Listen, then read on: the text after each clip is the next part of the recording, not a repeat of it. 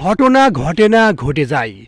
তো একদিন এক রাত্রে কয়েক বন্ধু মিলে বেটবাজি ধরেছিল যে কে এই কবরের পাশে অর্থাৎ এই বাঁশঝাড়ের কবরের পাশে এসে একটি খুঁটি মুগুর দিয়ে পুঁতে যেতে পারবে। যদি কেউ পারে তাকে 1,000 টাকা পুরস্কার দেওয়া হবে। এক সাহসী ব্যক্তি, তার মধ্যে একজন সাহসী ব্যক্তি, সে বলল আমি পারবো। রাত 12টার সময় তাকে পাঠানো হলো সেই ঘর থেকে। সে একাই চলে আসে এই দিক দিয়ে এসে রাতের অন্ধকারে সে এইখানে কি করে, এই কবরের পাশে একটা খুঁটি পুঁতে। সেই খুঁটি পোঁতার সময় তার পরিহিত ছিল লুঙ্গি। যখন সে খুঁটি পুঁতে তখন তার পরনের লুঙ্গির উপরে যে সে খুঁটি পুঁতেছিল সেটা সে বুঝতে পেরেছিল না। তো যাই হোক, খুঁটি পোঁতার পরে তার ভিতরে কাজ করতেছিল, ভয় ভয় কাজ করতেছিল।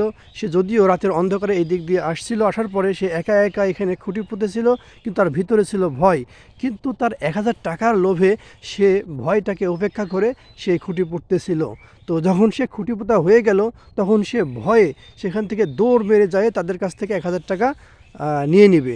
তো যাই হোক, যখন সে খুঁটি পুঁতে দৌড় মারতে লাগে তখনই তার লুঙ্গির সাথে বেঁধে যায়। অর্থাৎ সে যখন খুঁটি পুঁতেছিল তখন লুঙ্গির পুরেই পুঁতেছিল, সে বুঝতে পারেনি।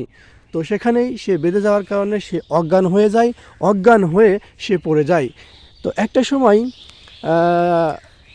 সময় বাড়ির মানুষজন, অর্থাৎ বাড়ির মানুষজন বলতে যে বন্ধু কয়েকজন ছিল, তারা ভাবতেছে কী ব্যাপার, সে এখনও আসতেছে না, এত সময় হয়ে গেল, যেখানে 5 মিনিটের মধ্যে চলে আসবে, এখন প্রায় 20 মিনিট আধা ঘন্টা হতে যাচ্ছে। তো এখন তা আসছে না। তখন সবাই মিলে তারা এখানে আসে। আসার পরে তখন দেখে যে সে অজ্ঞান হয়ে পড়ে আছে। তো বন্ধুরা, এই গল্প থেকে আপনারা কি বুঝলেন? সব সময় সব বিষয় নিয়ে সব জায়গায় এই ধরনের বেডবাজি বা এই ধরনের কি বলে হারাবাজি বা বেডবাজি ধরা দরকার নাই বা ধরতে হয় না।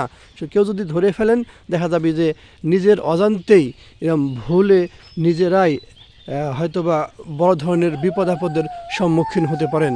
সো বি কেয়ারফুল, চিন্তাভাবনা করবেন, ভাবিয়া করিও কাজ, করিয়া ভাবিও না। সবাইকে ভিডিওটি সম্পূর্ণ দেখার জন্য অসংখ্য ধন্যবাদ।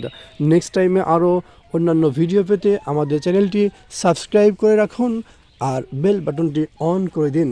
সবাইকে ধন্যবাদ। আল্লাহ হাফিজ।